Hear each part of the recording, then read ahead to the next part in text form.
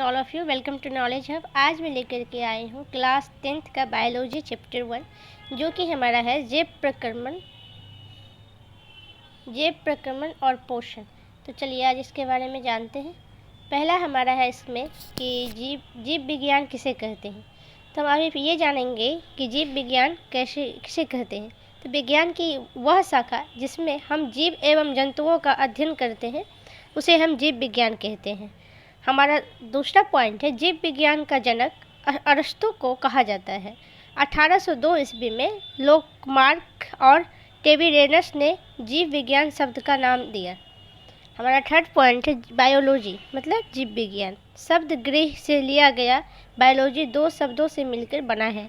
Bio जिसका अर्थ जीवन है और लोगोस जिसका अर्थ अध्ययन होता है, दोनों मिलकर बायोलॉजी शब्द का निर्माण हुआ।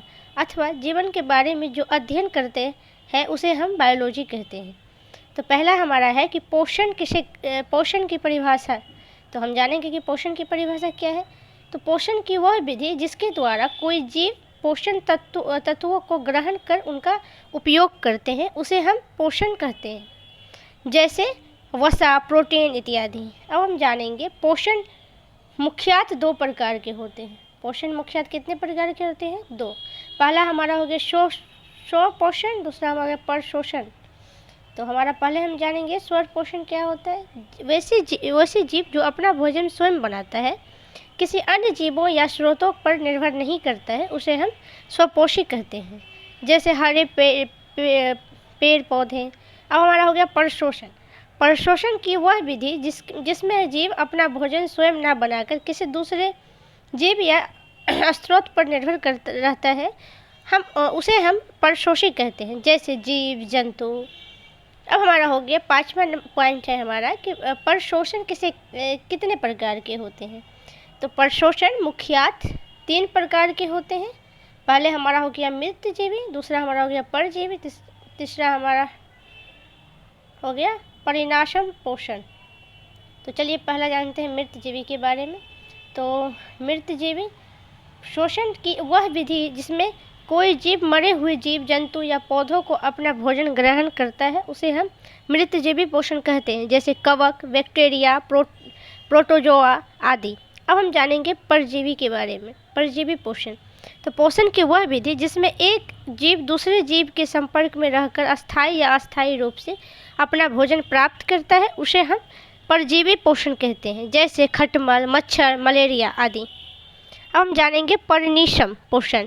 तो पोषण की वह विधि जिसमें कोई जीव अपना भोजन ठोस या तरल रूप में जंतुओं के भोजन ग्रहण करने की विधि द्वारा ग्रहण करता है उसे परिनिषेचन पोषण कहते हैं, जैसे अमीबा, मेढक, मनुष्य आदि। हमारा पांचवा पॉइंट हो गया पोषण में किन किन परिस्थितियों का होना आवश्यक है, इन पर उत्पाद करें। तो पहला है शोषण के लिए आवश्यक सामग्री निम्न है: सूर्य प्रकाश, जल, कार्बन डाइऑक्साइड, हरित लवक या क्लोरोफिल। स्वशोषी में उत्पादक के रूप में कार्बन डाइऑक्साइड, ऑक्सीजन और जल।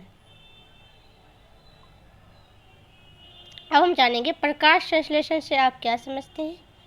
तो जिन प्रक्रिया के द्वारा हरे पेड़ पौधे सूर्य के प्रकाश की उपस्थिति में अपना भोजन तैयार करता है उसे मूलभूत प्रक्रिया को प्रकाश संश्लेषण कहते हैं। ये काफ़ी ही हमारा ये इम्पोर्टेंट क्वेश्चन है इसको।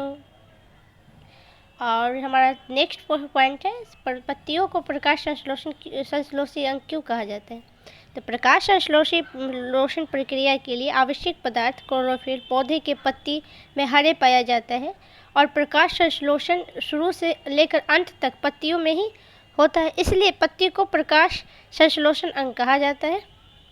भोजन के पाचन से आप क्या समझते हैं। तो भोजन के पाचन से, तो भोजन पाचन का तात्पर्य हमें जो खाद्य पदार्थ ग्रहण करते हैं उसमें उपस्थित पोषण तत्व हमारे शरीर में उनका अवशोषण करते हैं।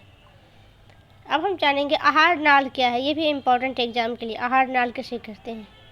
तो मनुष्य तथा सभी उच्च श्रेणी के जंतुओं में पाचन के लिए एक विशेष अंग पाया जाता है जिसे आहार नाल कहा जाता है।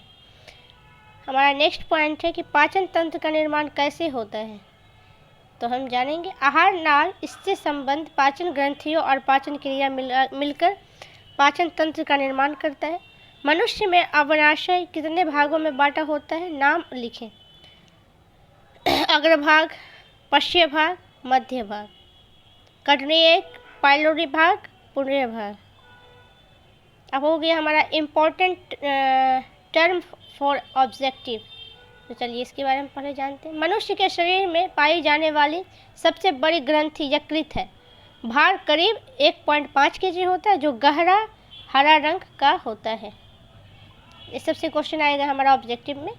मनुष्य के अमाशय में प्रतिदिन 3 लीटर जठरीय रस का स्रोत होता है।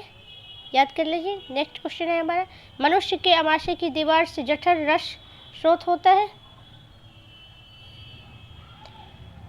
नेक्स्ट पॉइंट है हमारा, आहार नाल में सबसे अधिक लंबाई छोटी आंत की होती है। इससे हमारा ऑब्जेक्टिव क्वेश्चन बनेगा, छोटी आंत की लंबाई 6 मीटर, चौड़ाई 2.5 सेंटीमीटर होती है। हमारा नेक्स्ट पॉइंट हो गया, शाकाहारी जंतुओं में छोटी आंत की लंबाई अधिक होती है और मांसाहारी जंतुओं में छोटी आंत की लंबाई कम होती है। हमारा नेक्स्ट पॉइंट हो गया, छोटी आंत तथा बड़ी आंत के जोड़ पर एक छोटी नली होती है। नेक्स्ट पॉइंट हमारे, छोटी आंत के 3 भाग होते हैं, ग्राहनी, जेजुनस, इलियम। हमारा नेक्स्ट पॉइंट हो गया, भोजन का संपूर्ण पाचन छोटी आंत के इलियम में होता है। ये क्वेश्चन ऑब्जेक्टिव बनेगा। अमीबा अपना भोजन कूटपाद की सहायता से ग्रहण करता है। क्लोरोफिल के कारण ही पत्तियों का रंग हरा होता है। इस सबसे बड़ा ऑब्जेक्टिव में क्वेश्चन बनेगा। मानव शरीर का सबसे मजबूत अंग दांत का इनामेल है। वायुमंडल में समान रूप से नाइट्रोजन 78%, ऑक्सीजन 21% और कार्बन डाइऑक्साइड 0.03% होता है। मनुष्य का भोजन पाचन मुख्य ग्रह से शुरू होकर छोटी आंत में संपूर्ण हो जाती है। आहार नाल की लंबाई 8 से 10 मीटर होती है। तो आज के लिए इतना ही। ये हमारा है कुछ बॉडी पार्ट से रिलेटेड। तो आज के लिए इतना ही। मिलते हैं नेक्स्ट वीडियो में। अगर हमारा वीडियो अच्छा लगे तो चैनल को सब्सक्राइब करें, वीडियो को लाइक करें, शेयर करें। Thank you.